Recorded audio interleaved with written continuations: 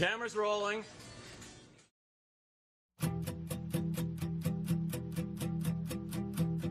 Baby, I'm too young to know any better, but I guess I'm just too old to care. I'm waiting on the morning light to clear the air. Now the sky is hung with regret, letting go that you may flags. All the silence that keep me coming back. I'm the one that you hated. You know, the one you didn't want to believe. The one that you hated. Take a look at me now. I'm the one that you created. The one that you hated.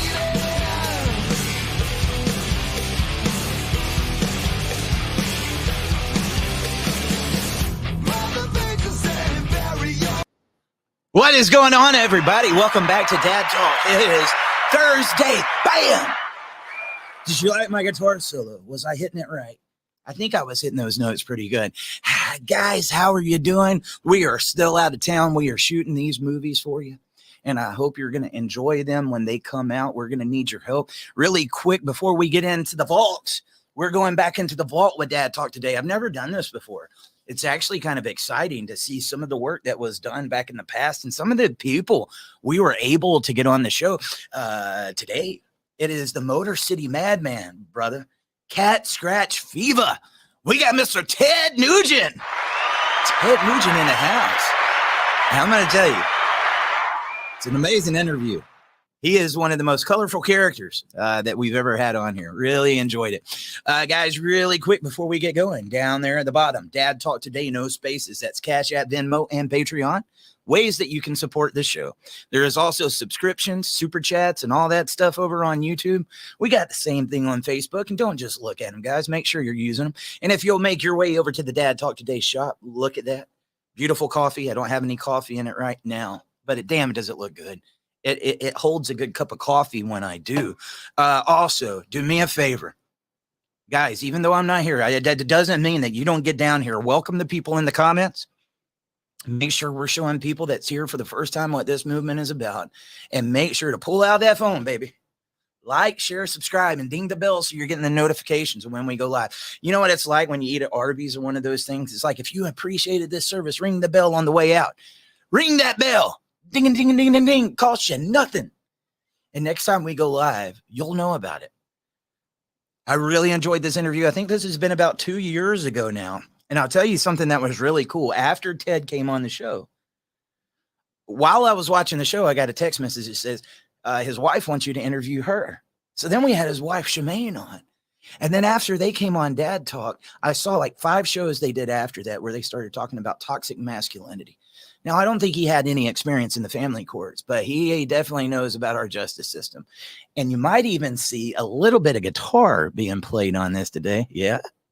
I don't want to ruin anything if you haven't seen this interview, but let's get to it. This is my interview with the Motor City Madman on Dad Talk Today.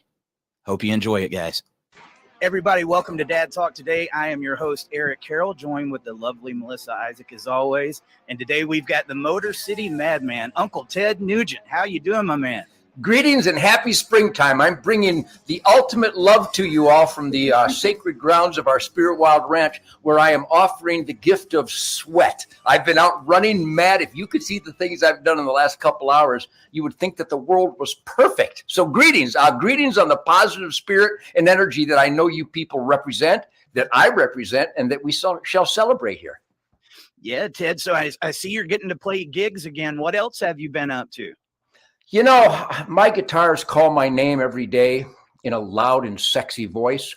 I'm 72.5 years old, but I've been 72.5 years clean and sober. So all my gifts from God still really work good. That's what clean and sober will do to quality of life. But, you know, I run a ranch here in Texas, and we're heading to our farm in Michigan soon. What's the ultimate compliment you can give someone? Down to earth, grounded. Well, that really is literal. where you're in touch with the earth. You're in touch with the source of life itself. So when you manage wildlife habitat, like me and all my hunting families around the country do, there's a sense of spiritual connection that you deserve another day, that you have earned a quality of life based on sweat. I opened up by offering my sweat. My God, it's almost as if I got off stage, but not that greasy. So I do a lot of farming and ranching. We're planting food plots and spring crops right now. I run a trap line, and we kill varmints around the property to keep a balance with the songbirds and the ground nesting birds and the quail and the rabbits and the different and the turkey nests. So I'm a real. I don't know if you've noticed in the last couple of minutes, but I'm really, really alive. And it's because of my hunting, trapping, fishing, land stewardship, real, honest to God, conservation lifestyle. That's why my guitar licks are so sexy. Hey, what is your favorite thing to hunt, Ted? Well, whatever's standing right there broadside looking the other way, because I hunt with a bow and arrow, and it's borderline impossible. So you learn over the years, and boy, it took me a long time because I'm an uppity kind of guy. And you can't be an uppity kind of guy and sneak within range with a bow and arrow to the creatures that God created not to let you sneak within range with a bow and arrow. So there's a stealth factor.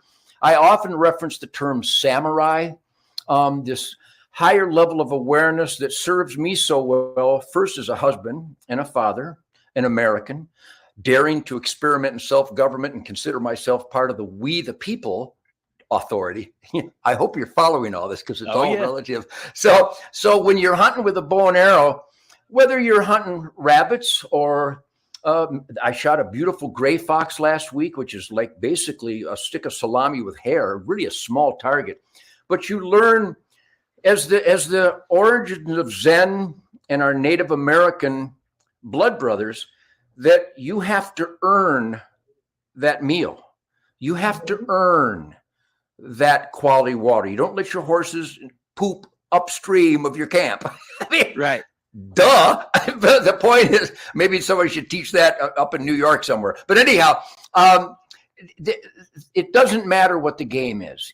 There's a lot of legal game, and I got to tell you, there's more turkey, more deer, more black bear, more cougars, more buffalo in America than in 150 years. That's because hunters paid for the scientific enforcement of sustained yield before some hippie bastardized the term sustained yield. So we have thriving wildlife on our properties, not just the Nugents, all the hunters, all the ranchers and farmers. If you want healthy air, soil, and water, you can thank Uncle Ted, because perfect, thriving, productive wildlife habitat is where your quality of air, soil, and water comes from, not from anywhere else. But here it is, the insanity of 2021, which is unlimited insanity.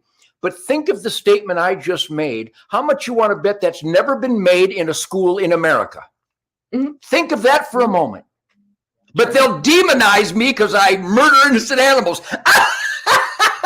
Instead of just saying, thank you, Uncle Ted, for balancing the herd, providing venison, the pure, natural, original organic food. So see, there's a culture war, insanity, political correct lie. And the hunters are not only not the bubbas, killing innocent animals. We're the ultimate resource stewards, environmentalists. So I'm glad I got that word out on this wonderful campfire that we're sharing here today. Yeah, I'm really glad that you brought that up and that you explained it the way that you did. So I was raised, my dad was a hunter and a fisherman. My husband's a hunter and a fisherman. But yet, you are good stewards of the environment, good stewards of nature, but yet they're toxic. They possess this toxic masculinity because they're shooting innocent animals, and when they could just go to the grocery store and buy the meat. I mean, why would you kill something innocent? You can just go to the grocery store and buy the meat. This insane logic. So tell me, how does people, what do they say when they attack you for having a hunting, a hunting camp, or for being such a good steward? What do they say to you? I'm interested. Well, I got to tell you, ditto, ditto, Ditto, ditto. I'm a big fan of truth, logic, and common sense in God's miraculous scientific creation. So, yeah, you're hitting all the right truth, logic, and common sense buttons. But I got to tell you, everybody knows that Ted Nugent whacks them and stacks them. They know that I kill deer. They know that I hunt, that I trap. Ooh, he catches little animals' footsies and lets them suffer. I mean, Joseph Goebbels would be proud of the American fake news propaganda ministry. They have lied viciously about the honorable tradition of land stewardship. And again, so my point is, everywhere I go, people, hey, Uncle Ted, how's the hunting going? Hey, Uncle Ted, thanks for standing up for my Second Amendment rights. Hey, Uncle Ted, I love your music. Everybody knows who Uncle Ted is. And I got to tell you guys, never a negative word. Whether I go to the sushi bar or I go downtown Valley Mills or Mill Valley, California, where you'd think that the Pierce tribe would hate Ted Nugent for killing Bambi. No, just the opposite. Hey, Uncle Ted, how do I get into hunting, man? I'd like to get some of that natural, renewable, organic venison, because the best restaurants know and the best restaurants serve wild game because it's the purest. It's the only organic meat left. It's the only natural, miraculous sustenance. So I know that there's hate out there because on my Facebook, which is just awesome, get millions and millions of people celebrating the same truth, logic, and common sense that you just articulated. And then you'll get some freak that claims I'm a racist because I murdered Bambi. I couldn't have got the greatest writers in Hollywood to write a dumber statement to make against the good hunting families of this country. So I don't erase them. I highlight them. And I go, everybody study this statement. We're talking about venison, which one of the statements I made, we donate tons, literally the Hunters for the Hungry program, 250 million meals of pure venison to soup kitchens and homeless shelters. It's almost like I'm Mother Teresa with a bow and arrow.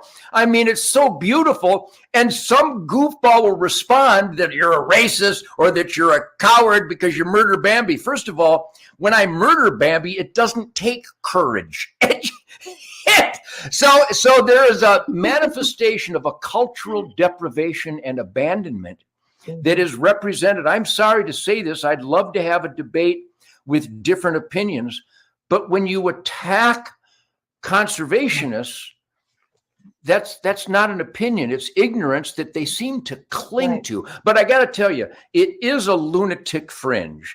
And they're so stupid in their maniacal effort to protect their ignorance that they're the poster child of promoting hunting, fishing, and trapping. And on my Facebook, you witness the thousands of people that may have already been anti-hunting or were a little uncomfortable with it till they hear my celebration of sustained yield, balancing the herds, saving the habitat so you have clean air, soil, and water. And you can actually hear their heads going, clunk. Well, I never thought of that before. Well, wasn't that convenient? So I have educated people because, number one, I have the facts. I've lived it all my life. I have the science, but mostly I have the enthusiasm. And what I project makes so much sense. Who thinks that the animals can just continue to have babies and expand their populations, but the habitat doesn't? Right. Where are they going to live? And the answer to that is on my dinner plate next to the mashed potatoes. So, Ted, I'm Native American. I don't know if I have as much in me as Elizabeth Warren, but I'll try to find out one. I figured you'd like that. But it seems like even with them attacking you with hunting, we have a society that is trying to demasculinize men. We see the fatherless epidemic, many of the other things that's going on, and anything that males considered, it was just a traditional role in the past is getting demonized every single day by the media and by many other people, even in our education system. Why do you think that's going on? Well, I've been around long enough, and I know you respect your elders. Yes, I was there when the beatniks were getting so comfortably numb, which is actually uncomfortably dumb, and how irresponsible, how cruel is it to be so selfish that you would want to get high and fade out What if your friends need you? Oh, I'm not available to help you out of the burning building because I'm comfortably numb. And that was more important than being tuned into my fellow man. So I have been militantly anti-substance abuse all my life. And I watched all around me as I pursued music, which happens to be the vortex of substance abuse. And I would watch these incredibly gifted masters. I watched them forget the arrangement because they're getting, I didn't understand what getting high was because I just knew I didn't want to, because I saw the drooling and the stumbling and the reduction of musical prowess, the reduction of musical communication. I got to jam with B.B. King. I played bass with Chuck Berry and Bo Diddley. I've been to the mountaintop of musical gods. And so I watched the beatniks turn into the hippies, and I watched it ruin everything. Now, Keith Richards is an anomaly. I mean, I love Keith, and I love Richard Pryor when he was high. He was probably as funny as a person could possibly be. But there's a hand in hand with the intentional procedure to reduce your level of awareness into the liability column, because that's what they are. If you're high, you're not an asset. Right. You don't want your children's school bus driver to be high. You don't want your pilot to be high. Do you want your dentist to be high? Who high is beneficial to our quality of life, safety and security, or just positive energy and laughter? So along with the scourge, the self-inflicted scourge of comfortably numb, comes the tragic reduction of awareness. I mean, I've been a sheriff deputy for 35 years. I conduct federal raids with the U.S. Marshals and the great Texas Rangers. I have to qualify, and boy, you talk about situational awareness. It parallels that archery, that Native American stealth, and the spirit of understanding the gift if you earn it. You can't kill a buffalo if you stumble. Mm-hmm. You can't get dinner if you stumble. And even though a lot of the native practices ended up creating a tragic stumbling, in their original self-sufficient manliness, the leader of the tribe who provided food, clothing, shelter, medicine, tools, weapons, security, that has deteriorated exponentially with the sense of duty, with the sense of responsibility. I'm a man. I'm the leader of my household. I have a responsibility to protect Shemaine and my children, to provide for them, to make sure that I don't have open borders on my property, that I make sure that none of my family members are criminals, that we don't allow any criminals into our camp. So I've witnessed this tragic manifestation building of cultural derangement, really, where manliness, which is honorable, it means, and so is motherliness, so is all womanhood. There's roles that are unique to each gender, sometimes cross-pollinated. I know some fine gals in the military that'll kick your ass. Melissa? Yes, perfect example. And law enforcement heroes that I trust to have my back. Mm-hmm. So a warrior can be anybody who pursues and cultivates the warrior within. It's not gender specific, but giving birth to a baby is, and being the man of the house as a partner with the woman of the house, because all of us provide security, food, clothing, shelter, homes, love, guidance, discipline, parenting. Right. That's a mutual gender parallel. So I've witnessed I think the great philosopher, I prefer Dirty Harry, where he says a good man needs to know his limitations, which is why I turn off the politics once in a while and get my bow and arrow and my dogs.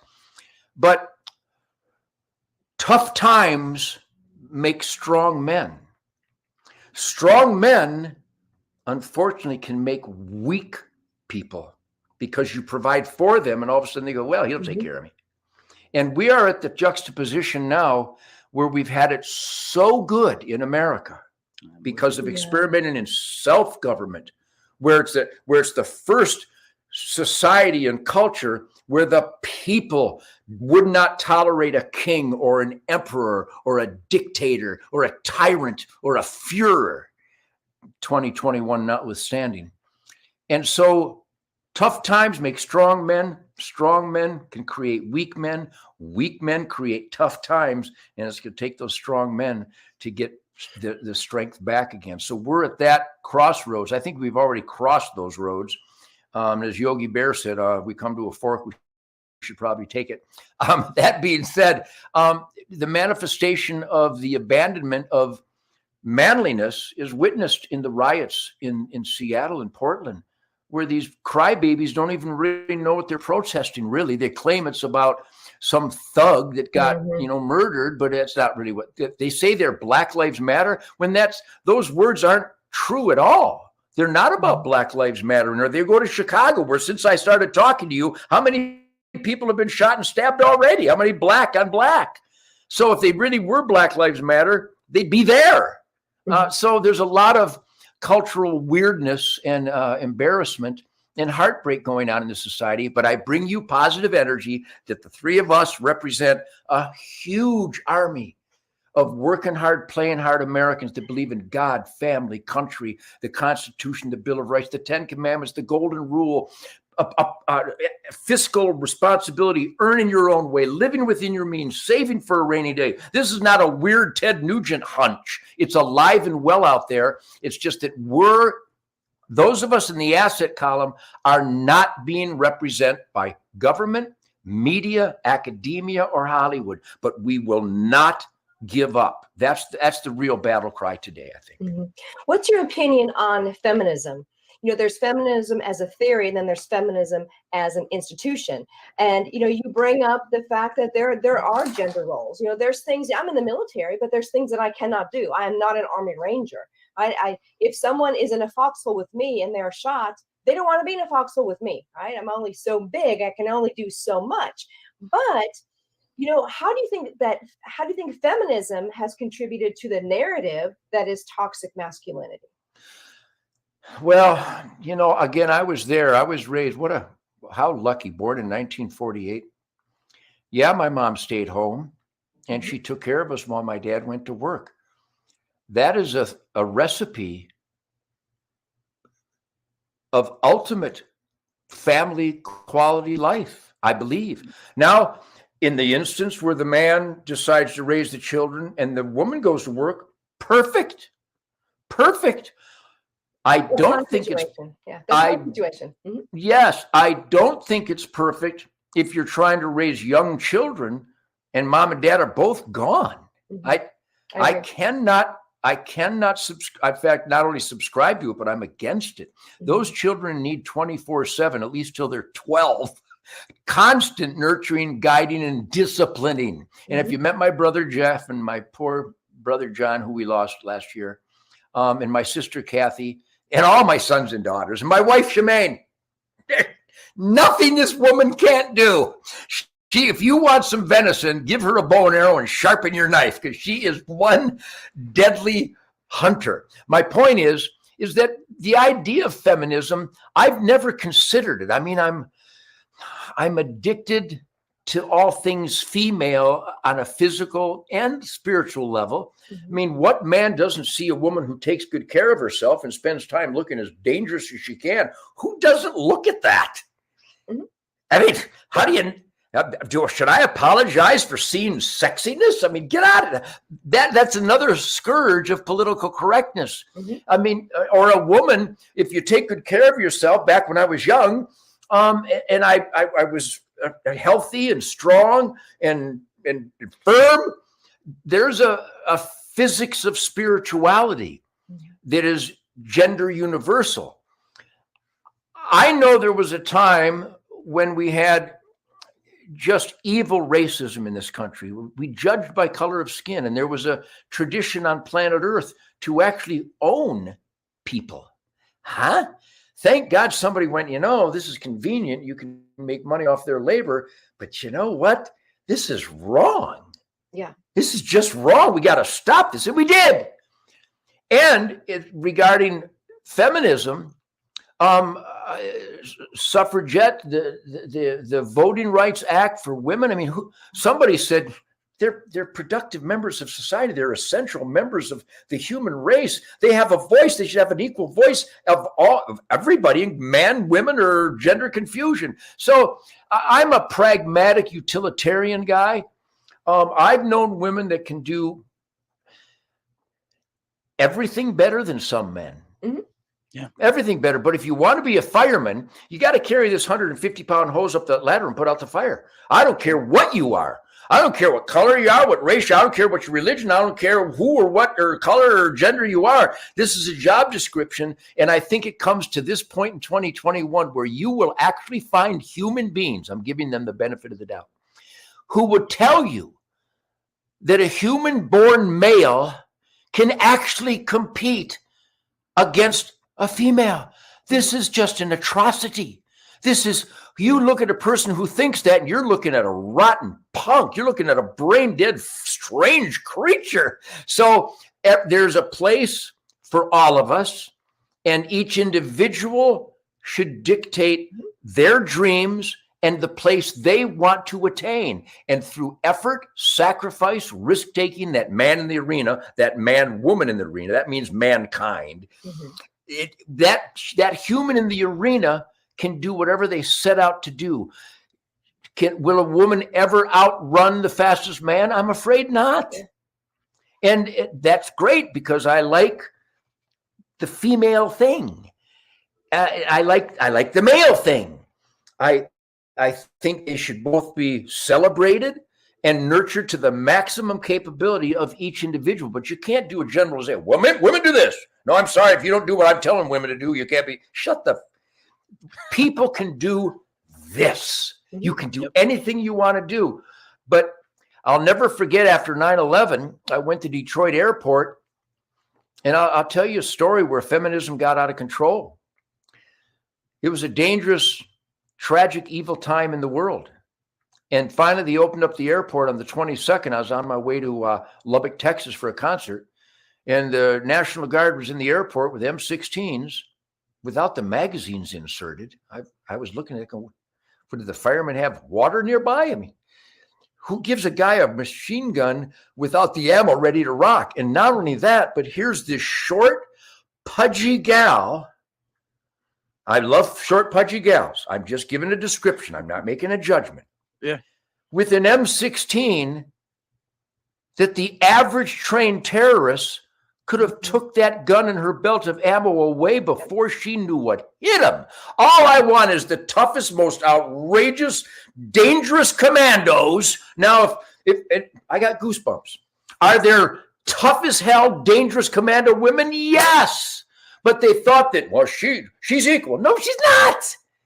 No, she's not. She can't carry the hose up the ladder. I don't want her putting the fire out. I need it. You understand? So a lot of people will say the things I'm saying. Oh, he's an anti-woman. He's a woman hater. He's a short, pudgy woman hater. No, I love everybody.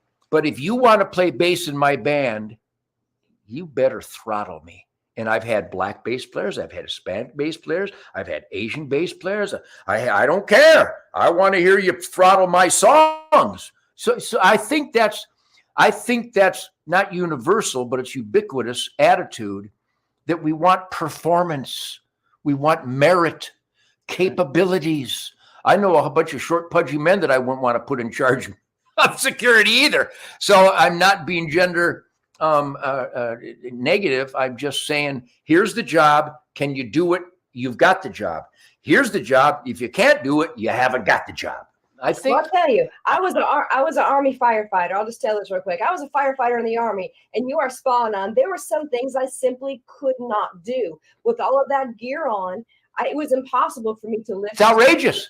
I couldn't do it. So you are exactly right. That has nothing to do with racism or sexism. It just is what it is. It's simple science. I'm with you. And by the way, I spend a lot of time with a lot of people. I say I can't go out in public, but I do because nobody can tell me I can't do anything.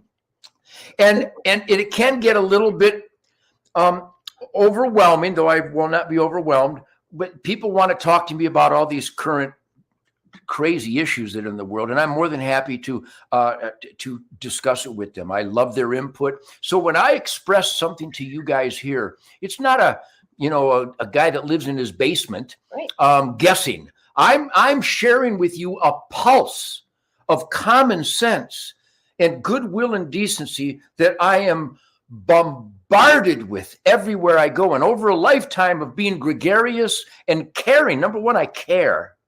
And because I care, I listen. And I listen to experiences, even just ideas. Maybe there's no experience to go with the idea. And eventually we'll meet people that will give us their take on your idea based on experience instead of presumptions. So I'm a situational awareness, bow and arrow hunting, paying attention, approaching omniscience. I'll never get there, but I at least approach it.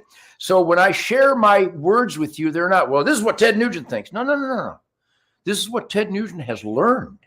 Yeah. I've learned this from people in the trenches on the not so mean streets of America. The hardware store manager, I went to the hardware store.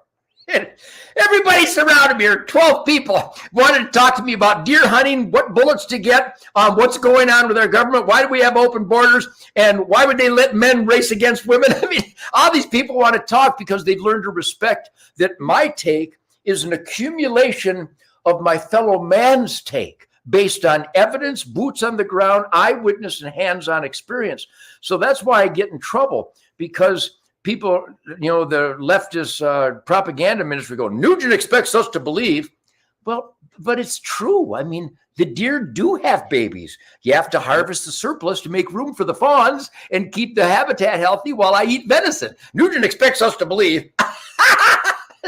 So the other side of the media, they're so stupid and they so cherish their stupidity that they didn't even hear my words. But I've gotten responses when I'm on a CNN and I say stuff like that and they attack me for it. I've gotten all kinds of responses from people going, I heard you on CNN. You made perfect sense. I can't believe they didn't understand what you were trying to tell them. So I have an awful lot of confidence that my life's experiences and shared experiences from people I respect, like you guys, it goes into your spiritual computer, and meaningful conclusions can be drawn that are beneficial to my family, my neighborhood, my country, my fellow man, and the earth.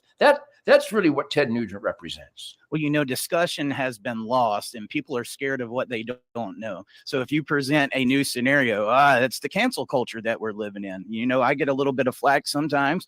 Eric, why are you getting involved in politics? I know you've experienced the same, Ted. We had Dr. Carson on the show not long ago, and he was talking about how the breakdown of the nuclear family, confusing the gender roles, and all these things that we've talked about on this show is a part of the Communist Manifesto. It is a planned agenda, and people don't like to hear that. But why do you think nobody can see what's going on? Because it's very obvious, the plan that we've got, especially with the current administration. I'm just curious your thoughts on that. Well, your experiences are widespread. Certainly, Dr. Carson is a voice of truth, logic, and common sense.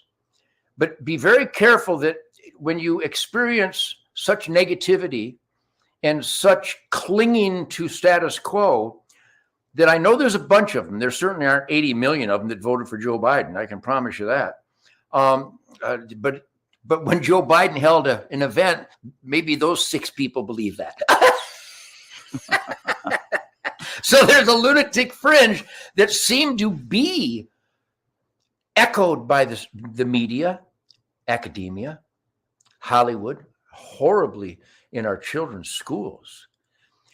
But have confidence in. I hear you speak, Eric and Melissa. We've never met, and this is just an electronic gathering. But I know you guys. If you invited Ted Nugent to share a little electronic campfire, you got to be great Americans because you know what I represent. Yes, sir. I represent people in the asset column, and just the viciousness and the hate that is bombarded on me. I mean, they claim Huffington Post and CNN and Rolling Stone magazine, Nugent adopted a 12-year-old just to have sex. Huh? Wow. What was her name? I've never adopted anybody in my life, and they actually write it. They said Nugent dissed the Native Americans. The Native Americans have never had a closer friend than Ted Nugent. The song Great White Buffalo is the legend of the Native peoples. My song Geronimo and Me is a salute to the Aboriginal earthly lifestyle, the spirit of the buffalo, tooth, fang, and claw. It's always my bow and arrow lifestyle. I always played cowboys and Indians, but I was always Indian. So they pick on the things that they know that I represent honestly and accurately, and then they viciously make up words and put quotations around it and attribute it to me. It's just, I've never seen anything like they did it to Donald Trump. They did it to Colonel Flynn. They did it to Mike Lindell. They've done it to Ben Carson. They do it to Candace Owens. When there's a segment of society that calls Candace Owens a white supremacist, you know that we're scraping the bottom of the barrel of genetics. It's just, your brain doesn't know what to do with this information. It's so bizarre. So to answer your question, before there was such a term as critical thinking, even as a teenager, and I was a dummy. I mean, I graduated from the anti-American education system. How I learned to speak without, stumbling is a direct result of being thrust into what was not known as the culture war in 1965, 1966. When the hippie rock and roll people would ask me, where do you get all this energy? Where'd you come up with that great song? Man, there's a wild guitar sound. How do you do that? They were waiting for me to recommend a drug. And I said, it all comes from my time in the outdoors. I was bow hunting with my dad last week, and what you experience at the base of an oak tree in the national forest, and the life, the world comes alive around you. They're going, you killed deer? And I go, what kind of question is this? Then they discovered I'd carried a gun, and they go, you carry a gun? I go, yeah, and a clean handkerchief, and I have a spare tire in my truck too. What kind of questions are these? But they were so stoned that their logic was gone. They only thought of guns in the world of bank robberies. They only thought of slaughtering animals from the movie Bambi or something. I'm just guessing how you can be that stupid. But I was forced, and I'm a smart ass anyhow. If there was an award for being a smart ass, I'm sure I'd take all of them home every year. I really have it down to a science. I'm from Detroit. Don't mess with me. So I didn't back off, get offended by their statements. I go, oh, you got to be kidding me. What do you mean murdering innocent animals? It's deer hunting, you dirtbag. Mm-hmm. It's venison. You tell me you support the science of annual harvest. You tell me you know why Thanksgiving's in November. So I was able to come back with just smart-ass street responses that the audiences loved. I still communicate with the guys that heard me in 1968 on the radio. They said, you crushed that jerk, man. You made him sound like a complete idiot. And all I did was kind of hand him bait to get him to say more stupid things. So the education system stopped educating even while I was in high school. Nobody taught anybody about the Bataan Death March. No kids know what the Trail of Tears is. Yeah. They've never heard of the rape of Nanking. They don't know about how the Democrats lobbied against the Civil Rights Act. They don't know how it was the Democrats stood with an axe handle keeping black kids out of schools. That somehow the fake news has put that on Donald Trump's shoulders. So by the way, here's a little tip. I know you respect your elders, you guys. Yes. Melissa, Eric, hear me closely. Do not attempt to bring logic into a discussion with people that talk like that or say things like that. You'll get an aneurysm, because it's literally like trying to tell somebody, no, you can't eat glass sandwiches. No, stop. Don't bite the glass sandwich. Your mouth is bleeding. I told you. You'll get a headache trying to explain 1 + 1 = 2 to people who are clearly and inexplicably drunk on stupid and denial. So I've made it a point to be at least humorous with them and try to point it out. I mean, I don't know if you saw my Piers Morgan interviews or me on CNN all this time, but I left them speechless because I'm not that smart of a guy, but next to them, I'm almost like Einstein. So just from the logic angle. So they're trying to, so Piers Morgan, a British dude, is going to debate the Second Amendment with Ted Nugent. What are we playing Concord Bridge here again? So I really had it easy. And you'll notice that there's always a smile on my face, no matter how friction causing the subject or the interviewer may be. I win them with positive energy and statistics that they keep trying to avoid, but I'm relentless. If I'm anything, I'm relentless. And that's because I'm a man, I'm a father, I'm a husband, I'm a neighbor, and I'm an American. And I have a duty to those headlines. I have a duty to those job descriptions that I figured out when I became a parent, and because of the way my parents parented me. So it's not mysterious. You can't get high and be a good parent. You can't claim you can't make ends meet if you have piercings, tattoos, drugs, alcohol, tobacco, and chemical scented candles. You need to not buy that stuff and just get some good food for your kids. That's right. That's right. And Ted, I agree with you 100%. And you get on social media and people argue the stupidest things. Like you're saying, don't eat a glass sandwich. They're saying, no, I'm going to go live and eat a glass sandwich. But the problem is, I'm an attorney by trade.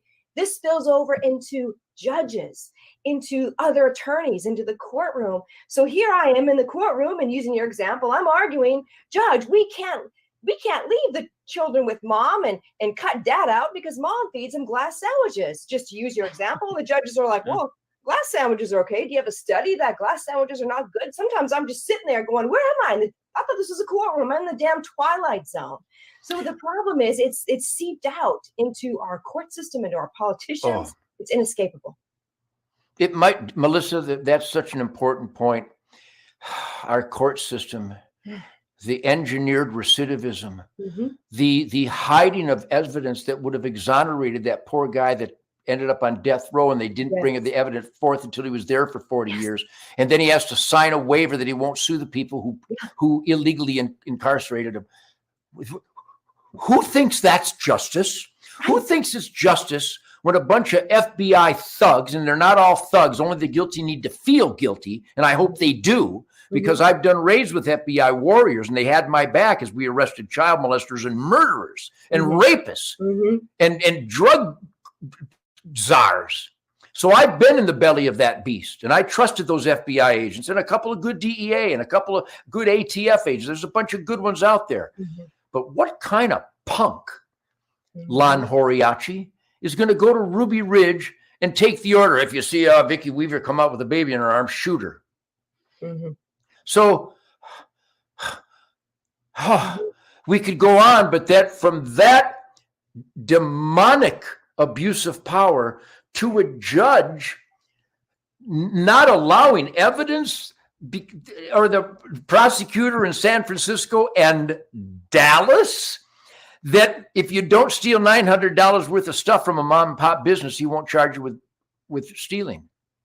And on what planet can a mom and pop business sustain $890 worth of thievery every day? So what a great point. The so-called justice system, our broken court system in America, scares me more than anything, because I see people caught up in it, and it's all about money. Yes. It's all about shuffling money from judges to prosecutors to attorneys, instead of letting this poor victim get some justice and charging the perpetrator. We could talk for about 100 hours just on that subject, but it's important you spotlight those cockroaches, because are there instances where judges are qualified to make judgment calls? Yes. I think 4 of the 5 Supreme Court judges made that proper judgment call on Heller and Washington when they finally admitted, well, of course, the Second Amendment allows Americans to own guns.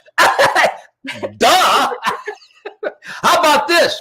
Even if there wasn't a Second Amendment, free people get to have arms. I don't need documents. I don't need another man going, Hey, Ted, I don't know if you know this, but you can actually defend yourself. Well, who are you? Who are you to think that you even have that authority, whether I can defend guess who's got that authority? Me! So we are witnessing the horror of Minneapolis and Portland, Seattle and New York and Chicago, and listen to these elected employees spew rot. The mayor of Chicago, what is that? The Attorney General of New York, what is that? Governor Cuomo, what is that? Mayor de Blasio, what is that? What is Governor Gretchen Whitmer in Michigan? Really? So the old folks are, thousands of them are dead, and because of your policies? Yeah. But this is scary times, but I'm a hellraiser. I don't know if you've noticed this, but I get people to communicate on a regular basis with their mayor, their senator, their congressman, and their governor, and tell them that we believe in law and order. We also believe that George Floyd was a thug. And when the government spends millions of tax dollars to give him a hero send-off with a folded American flag, but you don't do it for every warrior who gave his life for America, you're the enemy. So, I mean, it's like a tsunami of craziness, and the issues and the policies, the abuse of power, the corruption, the criminality, Hillary Clinton, the criminality, Barack Obama, the criminality, run guns to Mexican drug czars, Eric Holder. Holy smokes. It's like we're surrounded by nothing but cockroaches, and it's time to turn on the spotlight and stomp. Well, Ted, and it all goes back down, like you said, to money. And politics is definitely involved in that. One thing, I mean, it goes on both parties. When I started getting into this subject, especially inside a family court, I found out half of our politicians are attorneys. At least. That's scary. Well, Eric and Melissa, I am honored to share this electronic campfire with you, because the words you speak in this short time we've had together, I know that those are the beliefs, the foundational values that you represent and exude when I hang up and go back out to the archery range. On behalf of the good people of this country, thank you. Do not be deterred. Do not be afraid. We know that we are in dangerous times with the corruption and criminality by the people who have all the power. When you have military officials claiming that if you're a patriot, you're a terrorist. Now, I'm not making that up. Right. When you have a David Chipman, they're attempting to put in charge of the alcohol, tobacco, and firearms bureaucracy, a totally corrupt bureaucracy. That's like putting John Wayne Gacy in charge of the children's playground. This guy is a vicious oath violator. He and his whole life is dedicated to infringing on our right to keep and bear arms. And freak boy, strange creature Joe Biden and his gang want him to be in charge of guns when he's come right out and said that you shouldn't be able to carry a gun. What do you think keep and bear means? Keep means it's mine. You can't have it. Bear means I got a couple on me right now and they're loaded.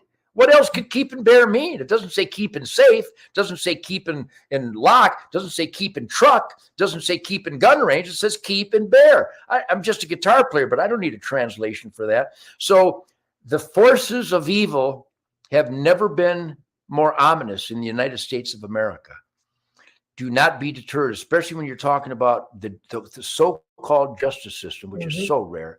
And when you're talking about the role of moms and dads, be it at home, at school, at the workplace, at church, or in government activism. Eric, if anybody goes, you should just shut up and not get into politics. Well, then maybe I should move to Cuba, where I'm not allowed to be. Let me tell you, pal, I've saluted flag-draped coffins that gave the ultimate sacrifice for one reason and one reason only, their oath to the Constitution. How dare you recommend that I don't pay them back with my standing up for that Constitution to show respect for their ultimate sacrifice? I kind of, in a linguistic sucker punch, I slap these idiots. Well, just shut up and play guitar. No, I'm not going to shut up. I play plenty of guitar, more than anybody could probably handle, but you shut up. Really? So you expect me to act like a slave in China? I recommend you shut up and you look deep in your heart and you find your constitutional responsibility to engage in this hard-earned blood and guts experiment in self-government and be a constitutional voice for your elected employees to be accountable. You can tell I've been doing this for a long time because they attacked me in rock and roll media in the 60s, and I just ate them for lunch. Luckily, I had enough street savvy to counterpunch their insanity, but I've gotten to the point now where they won't even interview me. They won't debate me anymore. They're scared to death of me. Well, and that's, I know we've talked a lot about the cancel culture in here, and I just got a few questions left for you, Ted, but let me ask, why is Ted Nugent not in the Rock and Roll Hall of Fame? for a couple simple reasons. Because I'm on the board of directors of the NRA and I'm anti-dope. Everybody there hates the NRA, doesn't think you should be able to defend yourself, and they're all on dope. That's it in a nutshell. But you know what? Even as I'm responding, I'm not angry and I'm not hurt. I don't take it personally. How dare you call it the Rock and Roll Hall of Fame when you have the gods of musical genius like Chuck Berry, Bo Diddley, Little Richard, Jerry Lee Lewis, and then you put in Patti Smith, Grandmaster Flash, ABBA, but not Ted Nugent? You just lost all credibility. You absolutely did. That blows my mind. It's Rock and Roll Hall of Fame, they've done it for years. And I got to tell you, and that Rock and Roll Hall of Fame that honors Chuck and Bo and Little Richard and Jerry Lewis and James Brown and the Stones and the Beatles and the Kinks and Aerosmith and ZZ Top and finally Kiss and Foreigner and Journey and Howlin' Wolf and B.B. King and Muddy Waters. Of course, we genuflect at the altar of these emotional authorities of musical power. Yeah. Well, what would our life be without the names I just mentioned? It wouldn't be anywhere near the rambunctious, alive, spirited, energized happiness that we have a soundtrack thanks to those geniuses. But to piss on the grave of Chuck Berry by putting in Grandmaster Flash? Huh? It's just indecent. It's dishonest. Mm-hmm. It's sacrilegious, I believe. And I'm so Grandmaster Flash. I'm whatever. Whoever likes him, they should like him. I can't stand that music. If I want soulful music, I got James Brown. Thank you. There you go. But there's so many gods of thunder in the Rock and Roll Hall of Fame that the honesty is so compromised by their throwing a bone to their fellow dopers. That's all that is. They put Patti Smith in because they all got high with her. I mean, I met Patti Smith. She's just a nasty. Well, back then, I hope she's healthy. I hope is she still alive? I think I don't know who she is. I don't know. That's my point. And she married the legendary Sonic Smith, Fred Smith from the MC5 in Detroit. And I met her, and she just drooled, and she stunk. She was high and mean, and she was punching at me. I'm going, who is this? Why is this person punching me? And being the respect of women, I didn't punch back. I just protected myself from her flailing, stone, drooling, stumbling, stinky punches. And when I got in the radio studio, I went, who was that? And why was she punching me? Oh, that was Patti Smith, and she really hates you. And I go, why would she hate me? Well, she doesn't like what you say about drug use. What I say about drug use is the right thing to say about drug use. Mm-hmm. And I think witnessing her actions just now proves that what I say about drug use is pretty accurate. so again, I hope she's healthy and happy, but they'll have people who died of heroin overdoses, which is a tragedy. I told Jimi Hendrix he was going to die. I told Bon Scott I said, you're going to die. No, I don't want your whiskey or your cocaine, and you're going to die. I told John Belushi he was going to die. I said, John, what are you doing, man? You're a gift.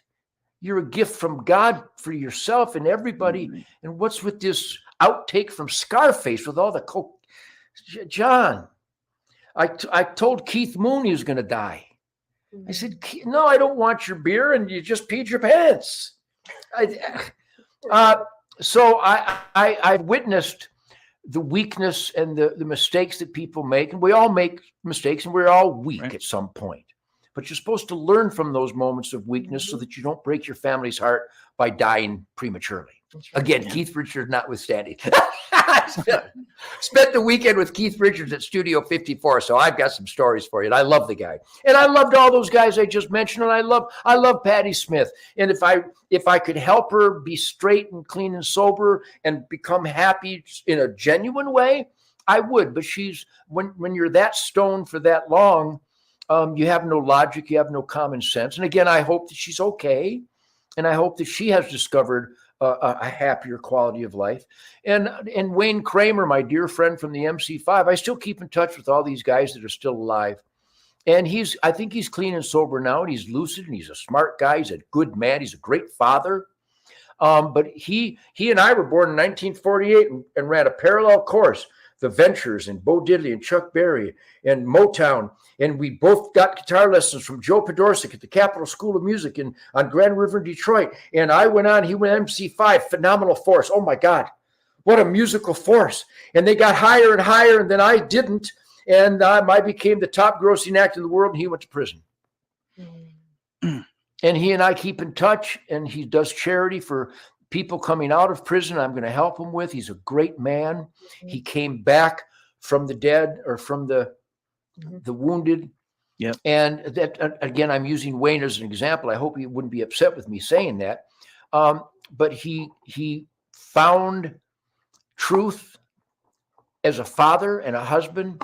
And now he is rock solid in the asset column after being drastically wallowing in the liability column due to substance abuse and all the stupid decisions you make when you're high. So if people want to debate me on that, I'll try to be gentle, and I'll try not to make them look too stupid, and I'll try not to even let them show that they're that stupid. I'll try to help them any way I can. But clean and sober is good. Stoned is bad. Case closed. There you go. And it's no Rock and Roll Hall of Fame without the Motor City Madman guys. You guys really do need to wake up. But Ted, I've always said one of the most philosophical, poetic things I've ever heard in my life was the day I looked at my radio and saw Wang Dang Sweet Poontang. Can you tell me where that name came from?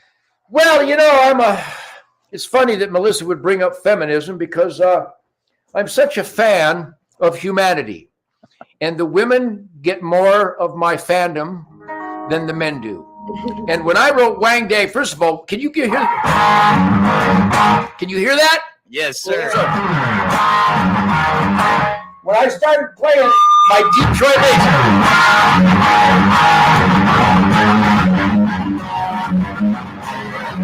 I just felt an emotional love song coming on. So without any thought, I just went, wang, dang, sweet poontang. Wang, dang, sweet poontang.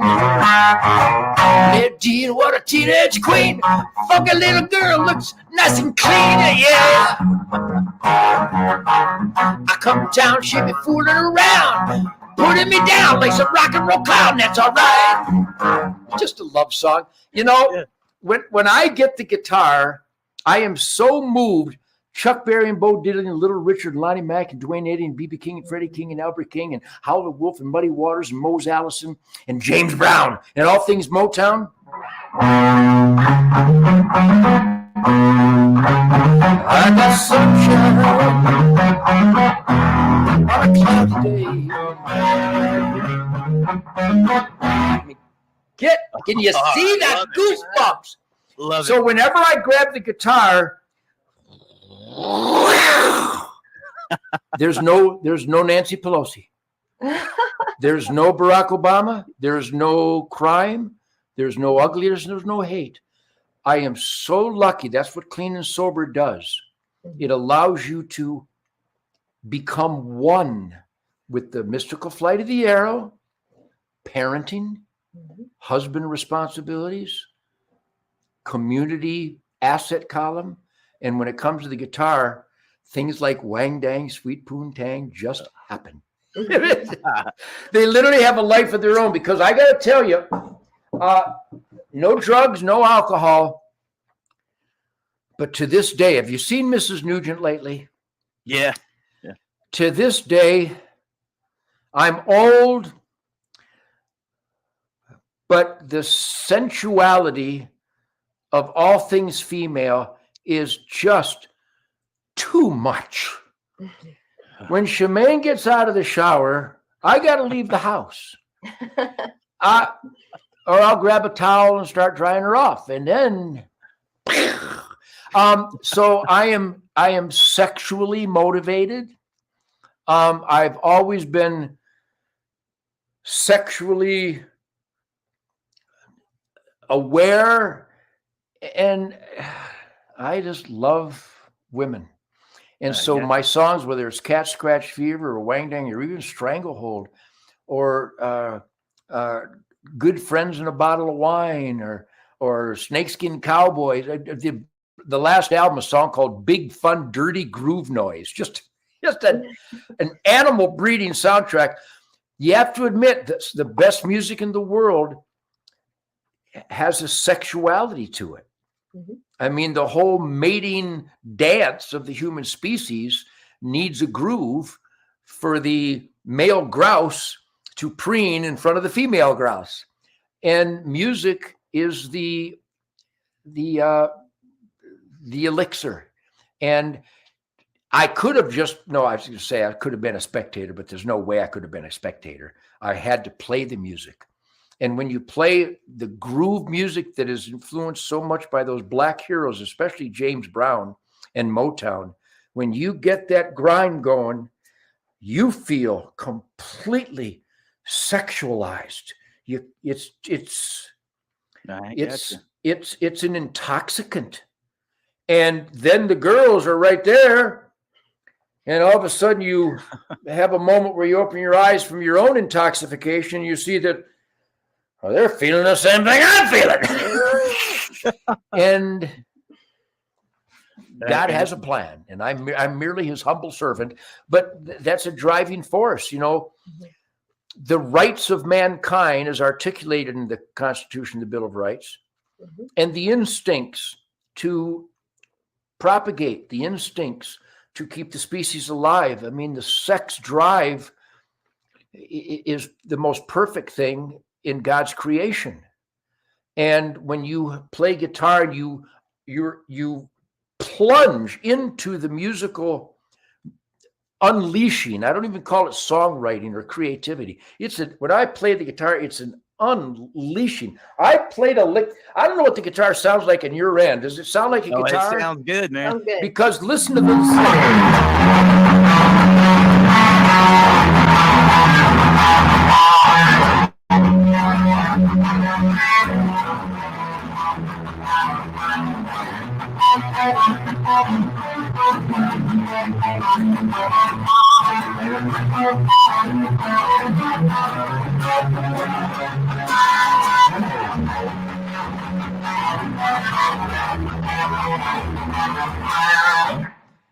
Oh man, What do I call that? Is that did you feel that grind? The whole.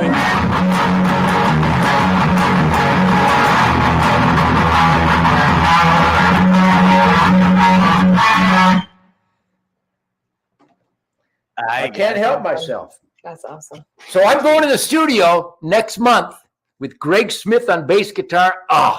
Jason Hartless on the drums. Michael Lutz from Brownsville Station, the author of Smoking in the Boys' Room.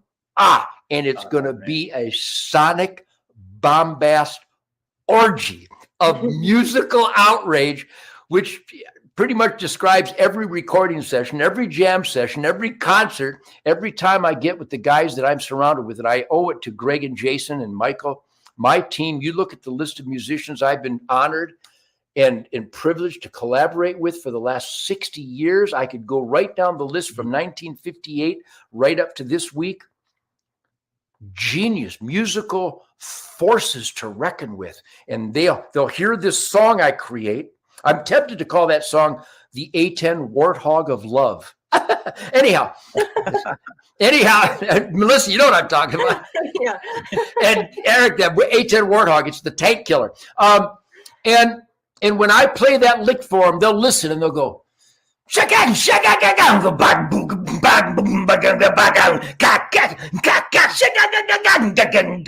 And they'll just turn it into a monster within seconds of me starting that lick.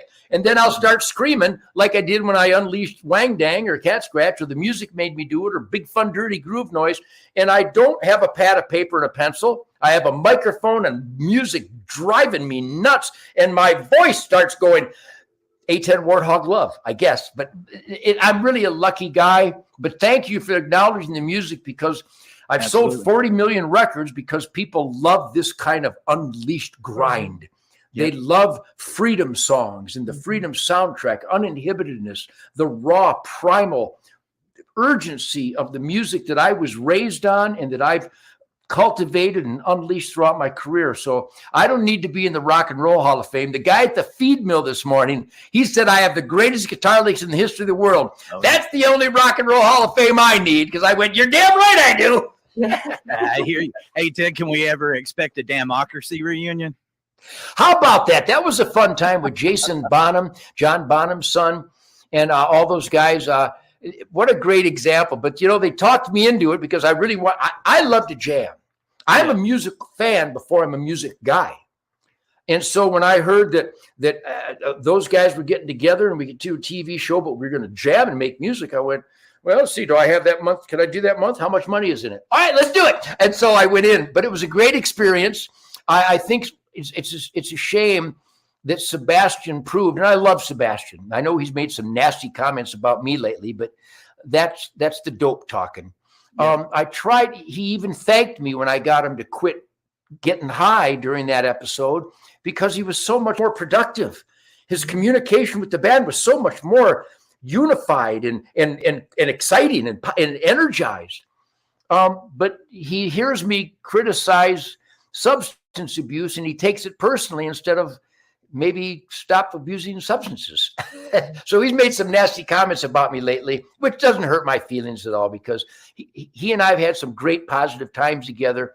And I know that that's the dope talking, because he's really a talented guy. What a voice. My God, what an incredible voice. But that was a great experience. Ian and the guys, I loved every minute of it. A lot of fun.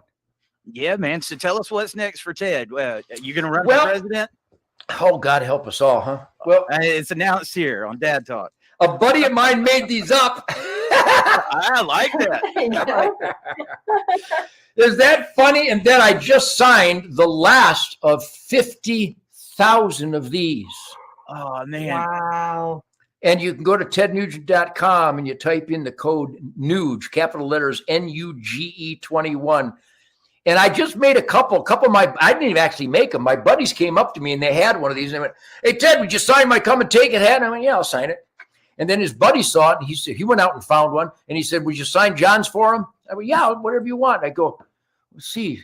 Now he comes back, yeah, 20 of my buddies want him. I went, well, I'll tell you what to do. I'll make them, I'll sign them, and I'll sell them. so people want a Ted Nugent come and take it hat.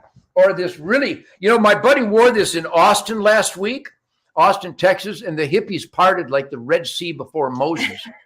But it's fun stuff. And if you want those, you can go to tednugent.com. We're having a big summer sale. We're incorporating Memorial Day, Father's Day, and Independence Day for a summer sale. So yeah, I'm always making music. I'm on the phone with Republicans that want me to teach them how to be real Republicans.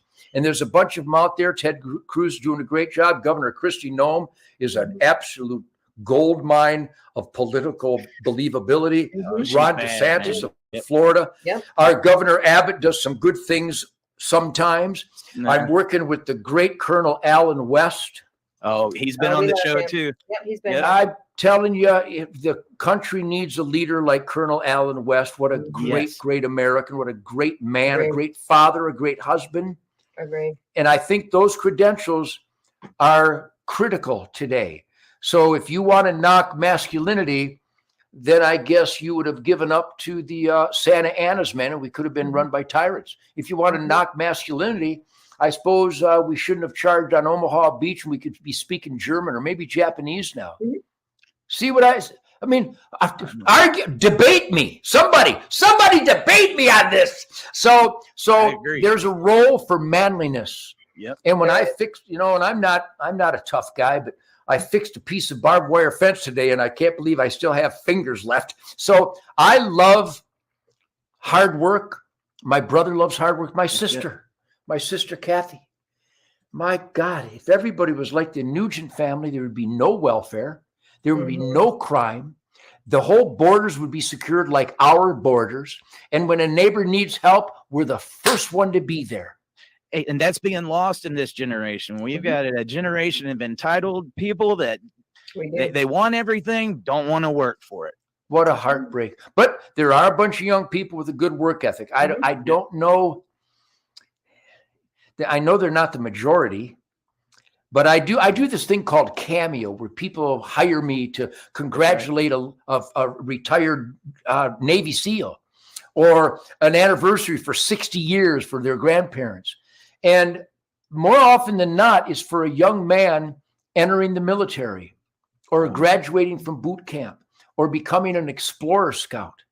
And I get them all the time. I guess you go to cameo.com, and I think you can see some of the ratings I've got, because I am so humbled by someone inviting the old guitar player into someone's life who's congratulating their son for becoming a Navy SEAL or an Army Ranger or joining Delta Force.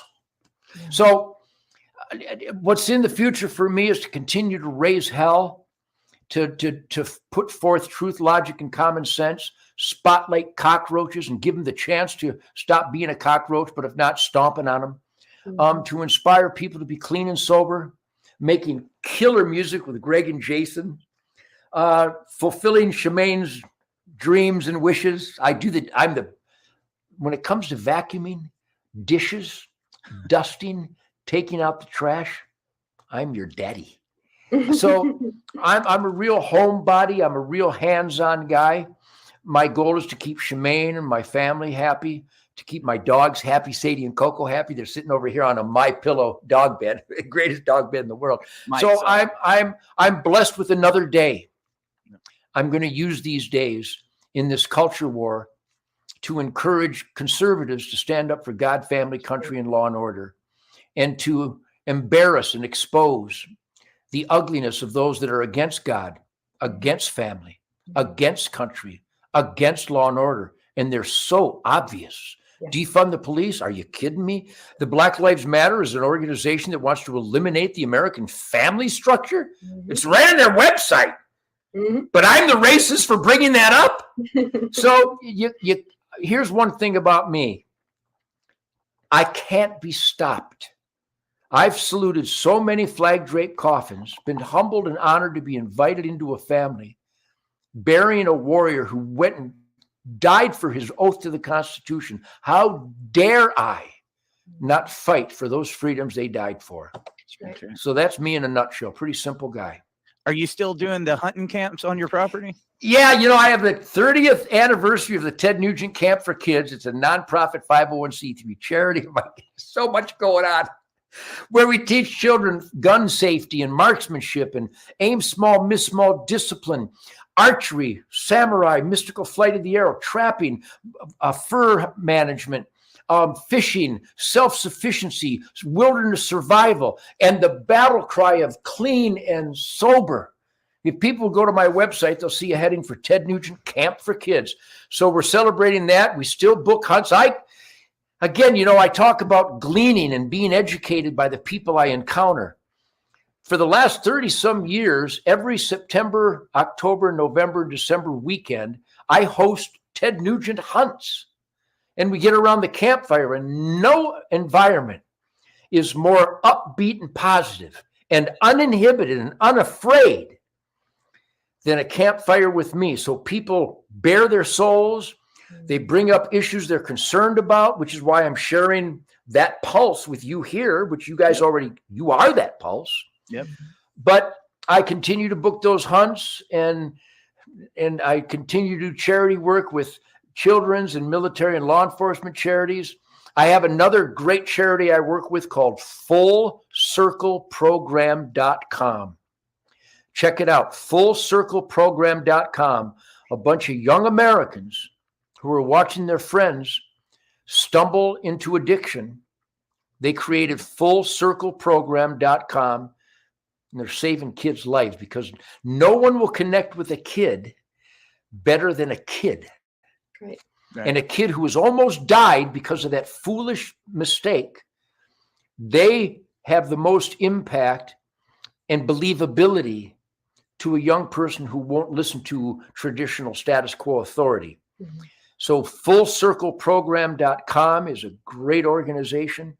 And I could bombard you with websites of organizations and charities that I work with. But if you go to my website, you'll see how busy Shemaine and I are.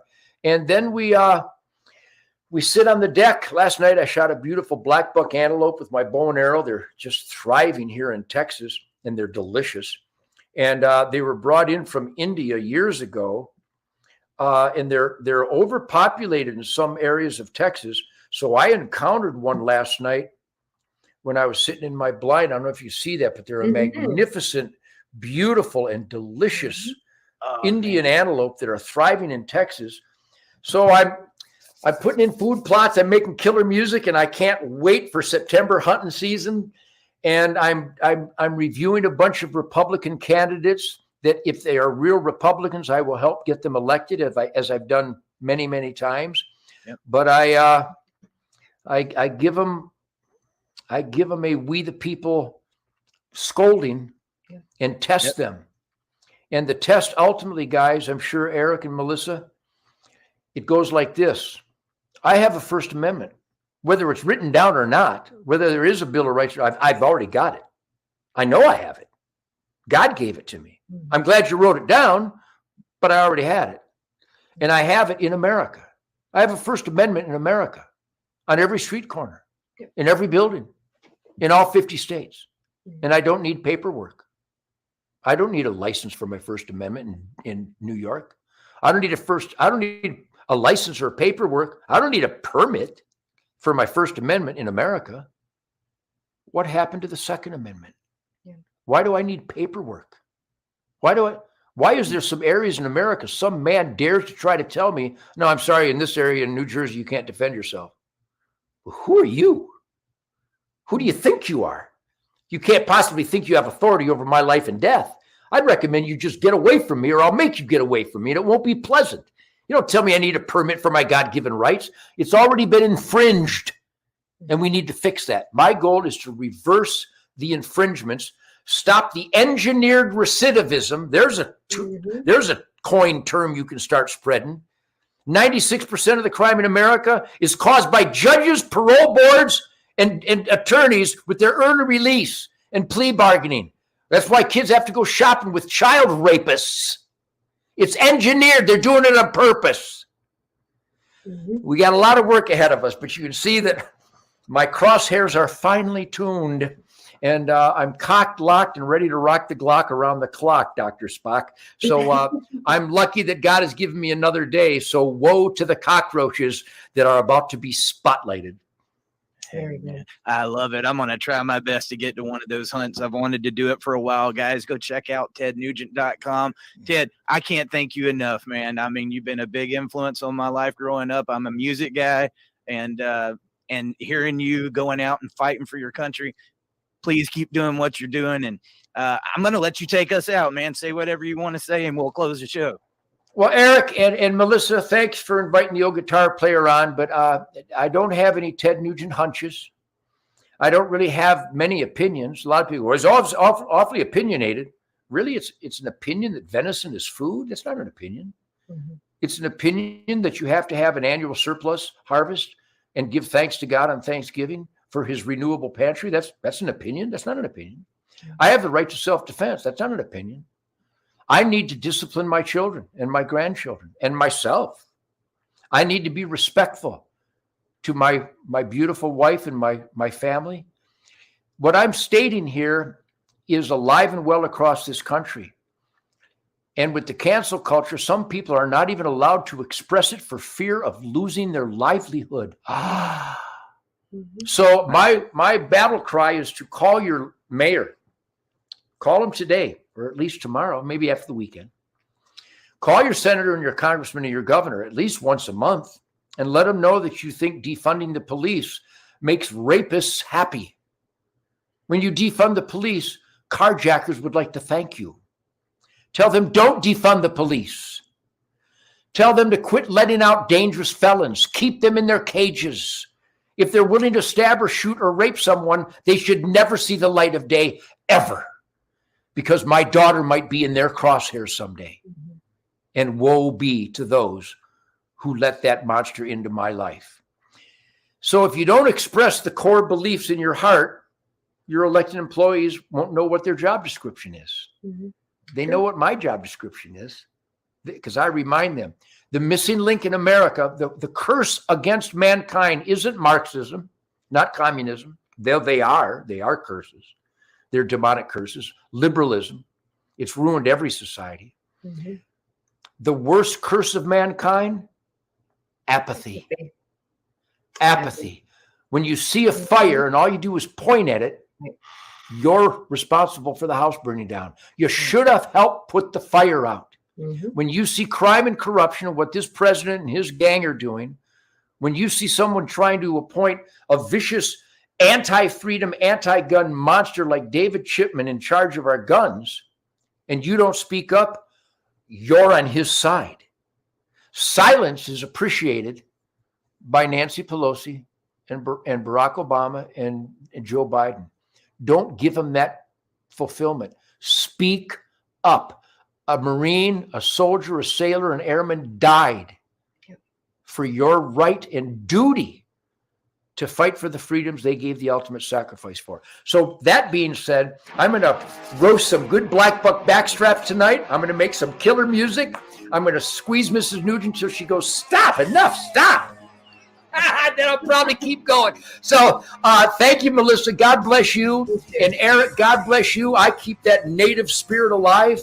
I have a song, Sitting Bull, Crazy Horse, Geronimo, and Me. I'd like to think that I might qualify to hang with those spiritual warriors. So thank you for Dad Talk today. I do Dad Talk every day, and I'm proud to share this campfire with you, man. All right. Thank you so much, Ted.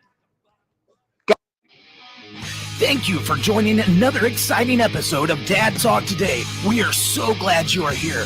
Guys, we are a listener-supported podcast, and without your help, it's hard for us to do this show. If you would, please go over to patreon.com/dadtalktoday, where you can make a monthly contribution towards helping us keep this show on the air. Maybe you don't want to join Patreon. We also have Cash App. We have Venmo, PayPal, or you can mail us.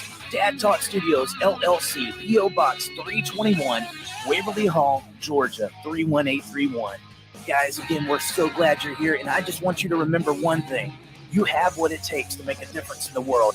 Never stop, never give up, and stay cool. Stay Dad.